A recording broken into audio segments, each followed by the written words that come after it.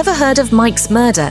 It's a 1984 neo-noir mystery thriller that's got all the gritty vibes of 1980s Los Angeles, sleazy nightclubs, shady characters, and secrets lurking around every corner.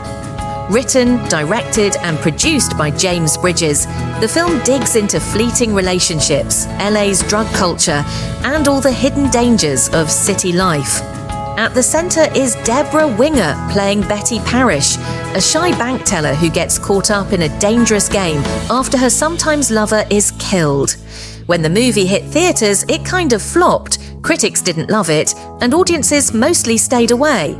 But over time, it's become a cult favourite. Let's talk plot. Betty's life is pretty routine, until she keeps hooking up with Mike, a good-looking but non-committal tennis instructor who's always a little out of reach. Their relationship is more about late-night phone calls and missed connections than true love. Mike's not exactly on the up and up.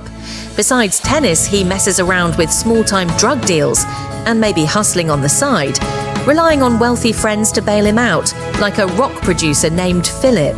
One night, Mike shows up desperate, saying he's in trouble with dangerous guys. Not long after, Mike gets involved in a messy coke deal, skims off the stash, and pays the ultimate price. He's murdered, his body left as a warning. Betty, shocked and alone, starts poking around in Mike's world, visiting his blood-soaked apartment, confronting his sketchy friends, and even being tracked down by Mike's equally paranoid partner, Pete. Pete comes clean, but things only get messier and deadly. The film doesn't go for action-packed chases. Instead, it's all about Betty's anxiety, the emptiness of the city, and her growing paranoia. Here's some cool background. Writer-director Bridges actually based the story on a real murder from his own Hollywood circle, giving the whole thing a vibe that's both personal and authentic. He wrote the script just for Debra Winger, inspired by their previous work together. But things didn't exactly go smoothly. Test audiences didn't love the first cut, which was way more experimental and out of order, so the studio made him re-edit it. They added more scenes, switched up the music, John Barry created an awesome score with some help from Joe Jackson, and delayed the release. A ton of the original material about Betty's psychology never made it in.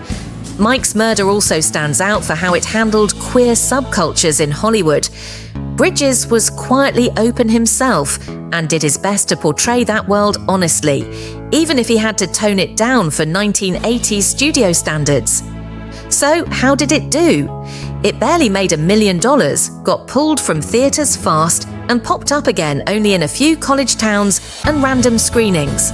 There were VHS releases in the 80s and a Warner Archive DVD in 2009, and now and then you'll catch it at special retro movie nights, like a 35mm screening at the Alamo Drafthouse in 2024. When it first came out, reviews were totally mixed.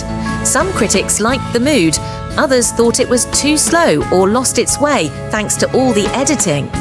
Variety called it intriguing, if not entirely successful, while Pauline Kael raved about Winger's performance.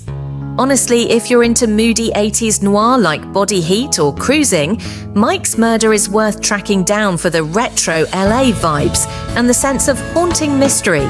Want more 80s movie fun? Subscribe to Movies of the 80s on Substack, link in the description, and here on YouTube for daily videos.